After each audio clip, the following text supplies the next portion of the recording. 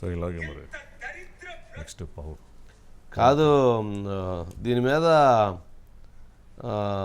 కే Paul గారు భలే మాట్లాడారు. ఒక పాయింట్ ఉంది, ఒకసారి అది ఇమీడియట్లీగా ఇస్తే బాగుండుద్ది. బీజేపీ నాయకులతో చెప్దాం. ఓకే, ఈ బయట వచ్చేలోపు ఒకసారి బీజేపీ నాయకులకు సంబంధించి మాట్లాడదాం. ఇప్పుడు ఎవరైతే షెకావత్ కేంద్ర జలశక్తి శాఖ మంత్రి, భారతీయ జనతా పార్టీ సీనియర్ నాయకులు షెకావత్ విజయవాడ వచ్చి ఉన్నారు. విజయవాడ నోవాటెల్ హోటల్లో ఆయన ఉన్నారు. అక్కడికి పవన్ కళ్యాణ్ గారు మరి కొద్దిసేపట్లో చేరుకోబోతున్నారు. షెకావత్ గారితో భేటీ జరగబోతుంది. షెకావత్ గారితో భేటీ యొక్క సారాంశం ఏంటి అని అంటే, ఎవరైతే ఇప్పుడు సీట్లకు సంబంధించినటువంటి అంశంలో కొంత చర్చలు జరుగుతున్నాయి. ఆ చర్చల సారాంశాన్ని వాళ్ళు కొంత కంక్లూజన్ తీసుకొచ్చుకుంటారు. ఎవరైతే 30 ఎమ్మెల్యే స్థానాల్లో 6 ఎమ్మెల్యే స్థానాలు భారతీయ జనతా పార్టీ, 24 ఎమ్మెల్యే స్థానాలు జనసేన పార్టీ తీసుకుంటున్న నేపథ్యంలో 6 ఎమ్మెల్యే స్థానాలకు సంబంధించి 1-2 సీట్ల విషయంలో కొంత చిన్నపాటి కన్ఫ్యూజన్ ఉంది. ఆ కన్ఫ్యూజన్ ఒక క్లారిటీ తీసుకోబోతున్నారు. అలాగే 3 ఎంపీ స్థానాల్లో 1 ఎంపీ స్థానాన్ని కూడా 5 ఎంపీ స్థానాన్ని తెలుగుదేశం పార్టీ బీజేపీకి ఇచ్చింది.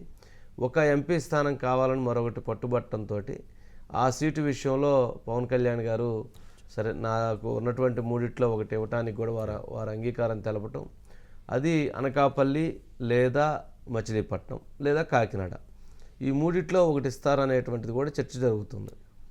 సరే, దీంట్లో ఏది ఇచ్చేటువంటి అవకాశం ఉంది, ఏది స్కోప్ ఉంది అనే దాని మీద కూడా ఒక ఇంటర్నల్గా ఒక మీటింగ్, అంటే ఎలక్షన్కి సంబంధించిన ప్రణాళిక, ఒక వ్యూహం, దానికి సంబంధించిన వర్క్ ఇవన్నీ జరుగుతాయి.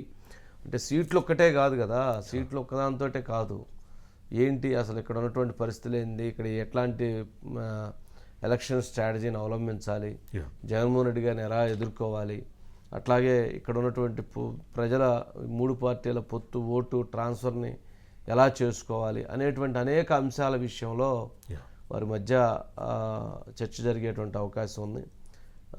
ఏంటి మురళి, దానికి సంబంధించి అప్డేట్స్ ఏంటి?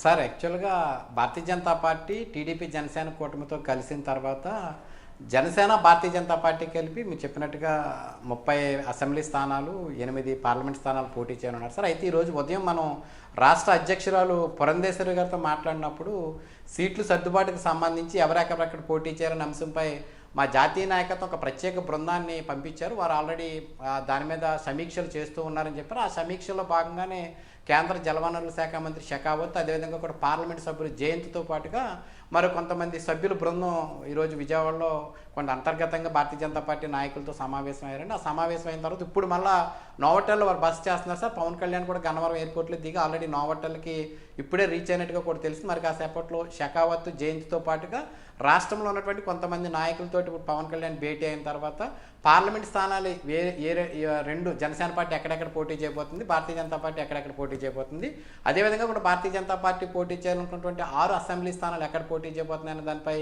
చర్చించడం, దాంతోపాటు అభ్యర్థులు కూడా దాదాపుగా కూడా ఖరారు చేసే సమావేశం అయితే జరుగుతుందండి సార్. ఎందుకంటే ఇది తెలుగుదేశం పార్టీ ఈ 2 పార్టీలకు సంబంధించి ఇచ్చినటువంటి సీట్లు కేటాయింపులో భాగంగా వీరిద్దరూ కూడా ఒక అవగాహనకు వచ్చి అక్కడ అభ్యర్థుల ఎంపికకు సంబంధించి కసరత్తు అది పూర్తి చేసిన తర్వాత దాని మీద ఈరోజు సమీక్షించేందుకు పవన్ కళ్యాణ్ ఇప్పుడు వచ్చారు సార్. అయితే ఉదయం నుంచి భారతీయ జనతా పార్టీ అంతర్గతంగా జరిపినటువంటి సమావేశ విషయాలు కూడా కొంత గోప్యంగానే ఉంచుతున్నారు సార్.